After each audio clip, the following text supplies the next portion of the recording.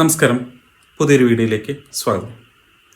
May 21-ാം തീയതി, അതായത് ലാലേട്ടൻ്റെ ബർത്ത്ഡേയുടെ അന്ന് ഏഷ്യാനെറ്റ് ബിഗ് ബോസ് സീസൺ 7 പ്രഖ്യാപിച്ചു.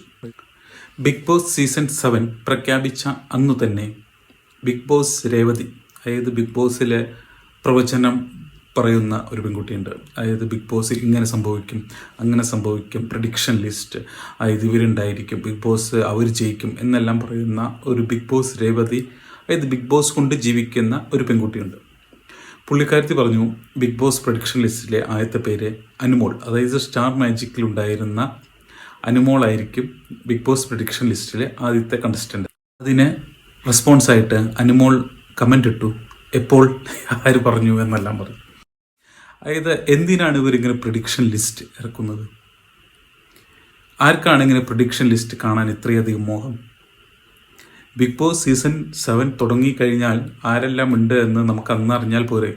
എന്തിനാണ് ഇവരില്ലാത്തവരുടെ പേരെല്ലാം ഇങ്ങനെ വിളിച്ചു പറയുന്നത്? അത് ശരിയായ ഒരു പ്രവണതയാണോ?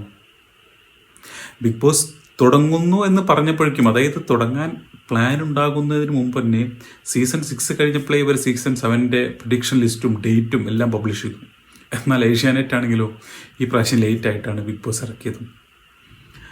സ്വതവേ ലാലേട്ടൻ്റെ ബർത്ത്ഡേക്ക് ബിഗ് ബോസിലാണ് സെലിബ്രേഷൻ നടത്താറ്. എന്നാൽ ഈ പ്രാവശ്യം ബർത്ത്ഡേ കഴിഞ്ഞിട്ടൊക്കെയാണ് അനൗൺസ് ചെയ്തിരിക്കുന്നത്. ആങ്കർ ലാലേട്ടൻ തന്നെയായിരിക്കും, കാരണം ലാലേട്ടൻ്റെ പേജിലൂടെയാണല്ലോ. അപ്പോൾ എന്തിനാണ് ഇവരിങ്ങനെ പ്രഡിക്ഷൻ നടത്തുന്നതെന്ന് ഒരു ഐഡിയ ഇല്ല. അവർക്ക് ബിഗ് ബോസ് എന്ന് പറഞ്ഞാൽ റീച്ച് കിട്ടാൻ വേണ്ടിയിട്ടാണോ? ഇപ്പോൾ പച്ച വീട്ടിൽ പ്രശ്നേഷും അങ്ങനെ പല ആൾക്കാരുടെ പേരെല്ലാം പറയുന്നത് കേട്ടു. അവർ പോലും അറിയാത്ത കാര്യങ്ങളൊക്കെയാണ് ഇവിടെ. അതായത് അവർക്ക് ആഗ്രഹമുള്ളവരുടെ പേരെല്ലാം അവർ പറയുന്നു ഇവരുണ്ടായിരിക്കുമെന്ന്. ഒരു പണിയില്ലെങ്കിൽ എന്താ ചെയ്യാല്ലേ?